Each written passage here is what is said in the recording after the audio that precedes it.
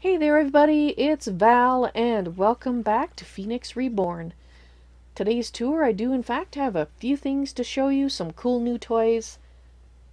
I'm pretty excited about some of them. I like my toys. Well this is an old toy, but wow, it's almost full. Alrighty then, let's just fill up my backpack and put on my new Man of Steel armor, which is one of the other things I wanted to show you. I did manage to have enough experience to put some crappy enchants on here, which made me very sad.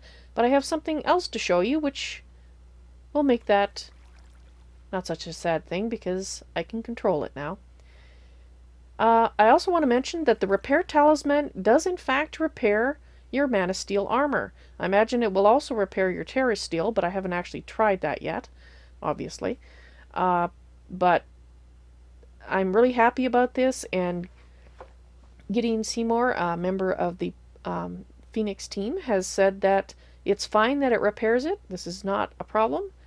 So you don't have to carry a mana tablet. You can carry a repair talisman and repair your Britannia armor and all your tools, which is lovely. I plan to do that. Now, let me just finish filling up my inventory with cobble. I'm going to go throw it in my transmutation table, and that's why I actually set that up, partially for building materials, but mostly to do this. Will you put all of that in there? Looks like you did. Awesome. So that's cool. So I can use that to, get a little bit more energy if I need it. Not a lot. Cobble doesn't give you very much. I think it's one each.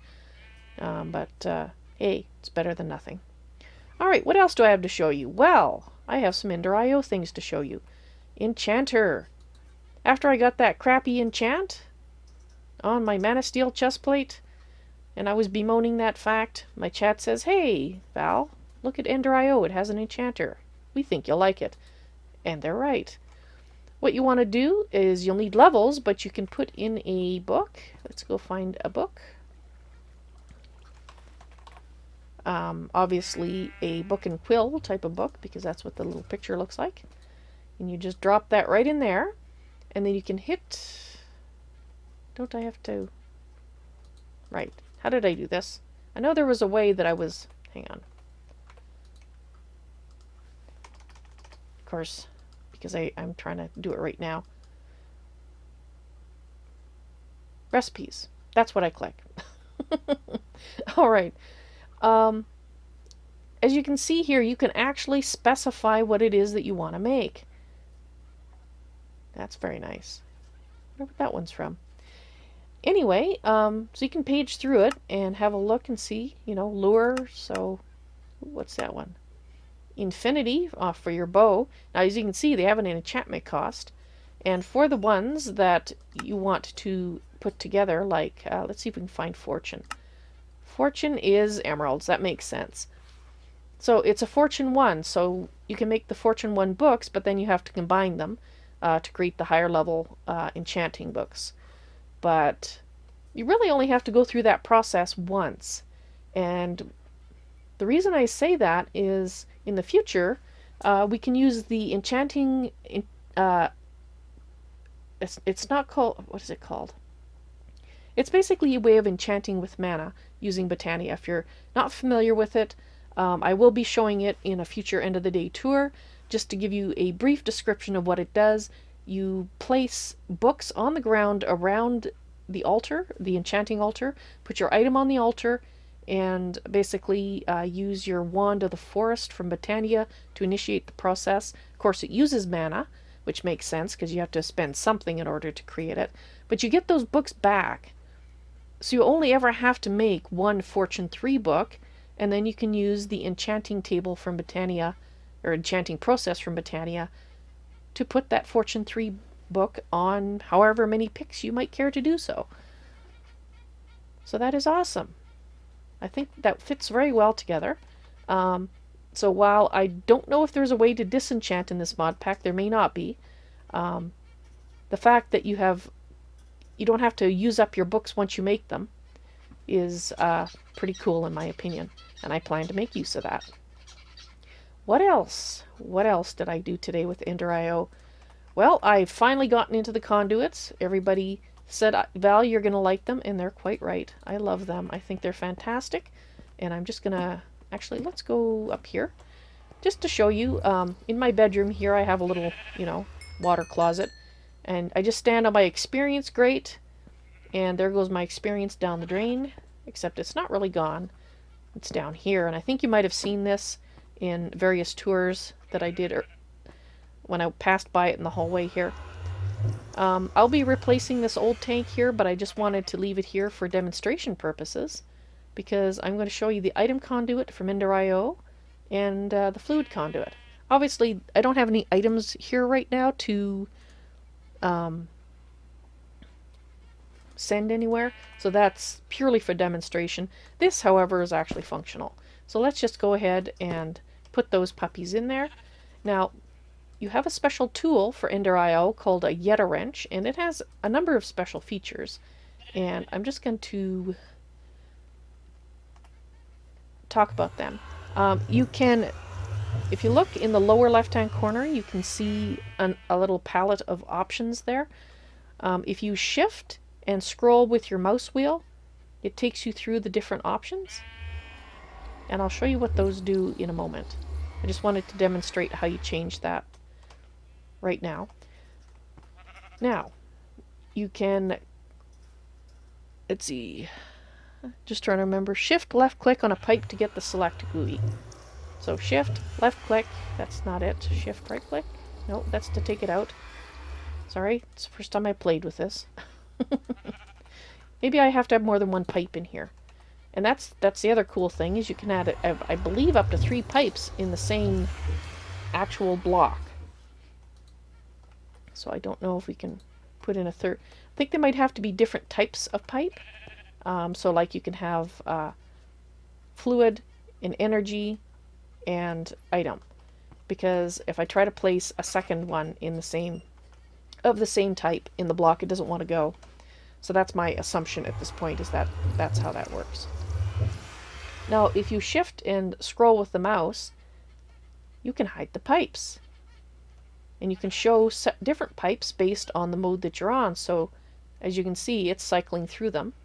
So there's other types of pipes that would show if I had them here, but I don't currently. So let's leave those available. So now let's shift left click. There we go. We've got 2 pipes in that square. So now we can check or select which connection we're wanting to adjust. So if we pick the north one, that is our actual liquid pipe. And I'm going to set that one to, no, it's not disabled.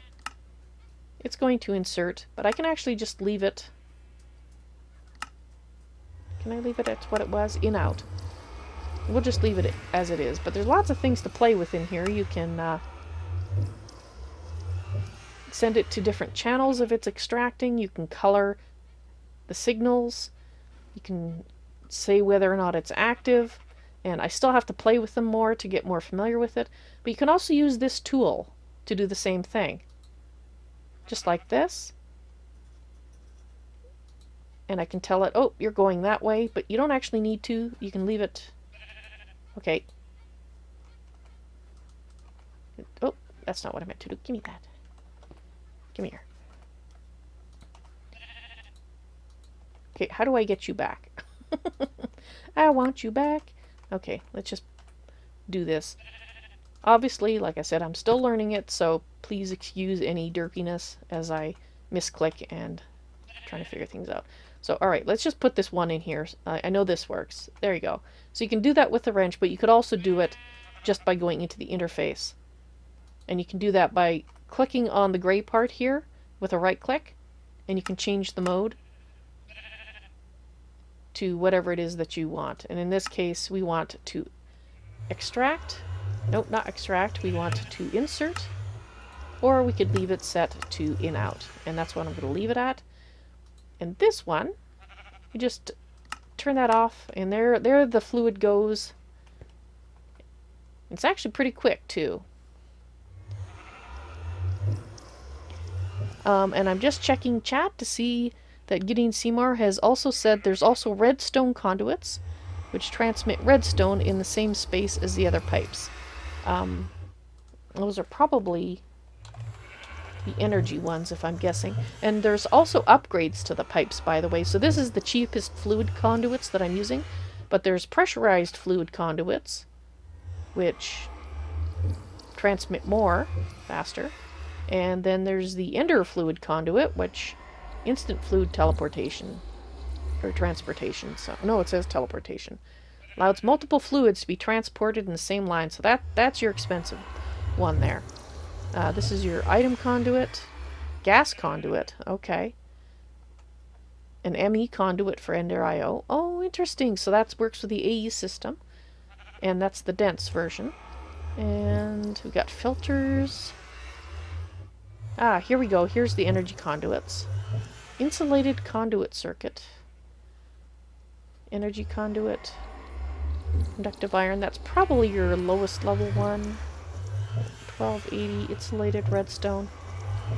Not sure what that one's for. But anyway, so you have your various types of pipes.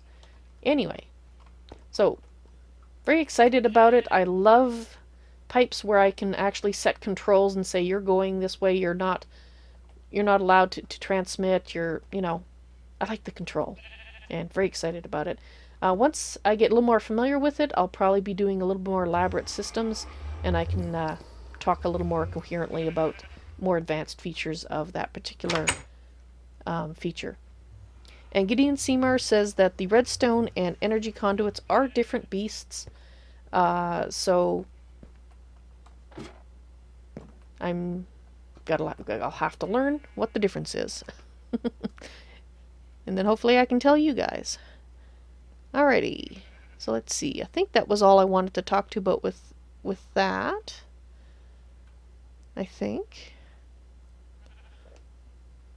Oh, okay.